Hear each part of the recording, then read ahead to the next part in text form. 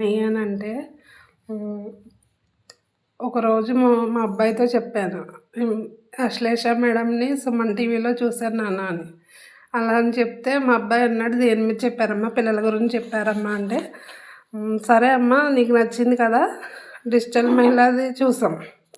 ఆ మేడం ఎందుకో నాకు కనెక్ట్ అయ్యారు బాగాని. అందుకు మా బాబు పాపం వాళ్ళ పాకెట్ మనీ కూడా తీసేసి నాకిచ్చి అందులో జాయిన్ చేశాడు నన్ను. "అమ్మ నీకు చాలా తెలివితేటలున్నాయి.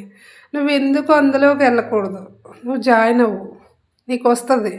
నీకున్న తెలివితేటలకి నువ్వు వెళ్ళగలవు" అని నన్ను అందులో పుష్ చేశాడు. నేను కష్టాలు పడ్డాను. పడలేదని నేను అనను. కానీ నా పిల్లల్ని చూస్తే మర్చిపోతాను. నన్ను అనలేనోళ్ళు ఎవరు లేరు.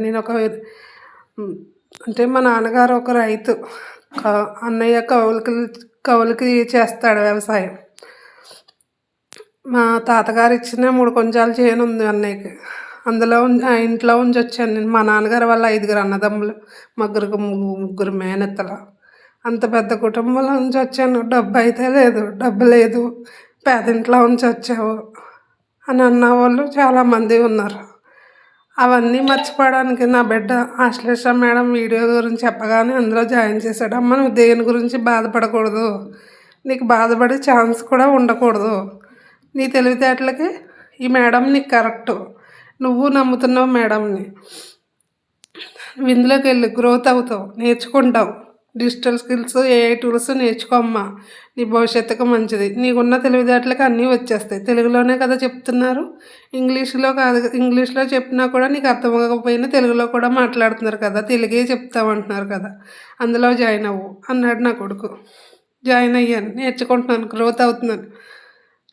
డిజిటల్ మహిళలోకి వచ్చాక నేను చాలా హ్యాపీగా ఉన్నాను. నేను ఎవరితోనూ గొడవలు పెట్టుకోను, ఎవరి జోలికి వెళ్ళను. నా ఇంట్లో నేను ఉంటాను. నాకు సంబంధించినంత వరకు నా భర్త, నా పిల్లలే అన్నీ నేను బతుకుతున్నాను.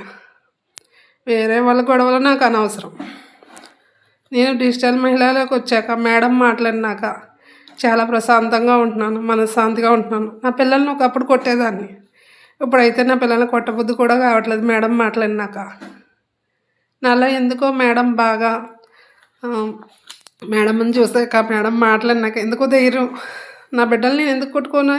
మేడంని చూసాక వాళ్ళ బాబుతో నాకు పిక్స్ పెడుతుంటే మేడం, నా పిల్లలతో నేను ఎందుకు ఉండకూడదు అనుకునే భావన.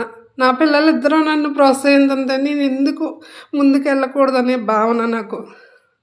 నా ధైర్యం నా బిడ్డలే నన్ను పుష్ చేసి, "అమ్మ నువ్వు బాగా నేర్చుకుంటావు, వెళ్ళమ్మా" అని నా పిల్లలు బాగా నన్ను ప్రోత్సహిస్తున్నారు ఇందులో. మా హస్బెండ్ కూడా నీకున్న తెలివితేటలకు చేయగలవు. రీసెంట్గా నేను ఒక కార్డు తయారు చేస్తాను. మా బావగారు తాపీ మేస్త్రి. ఆయన కార్డు తయారు చేశాను, డిజిటల్ కార్డు. ఆ కార్డు చూసి నా హస్బెండ్ ఆశ్చర్యపోతున్నాను. నా మిస్సెస్ నేను చేయగలదా? తనకు నమ్మకం ఉంది నేను ఏదంటే చేస్తాను. కానీ కొమ్మని బయట పెట్టే అవకాశం నాకు రాలేదు, ఆయనకి రాలేదు. ఆయన ఇప్పుడు తెలుసుకుంటున్నారు కొంచెం కొంచెం. నా భార్య నేర్చుకుంటుంది, ఏదో ఒకటి నేర్చుకుంటుంది, వెళ్ళని. మా హస్బెండ్ కూడా ప్రోత్సహిస్తున్నారు. నాకు చాలా సంతోషంగా ఉంది. Thank you Ashlesha madam.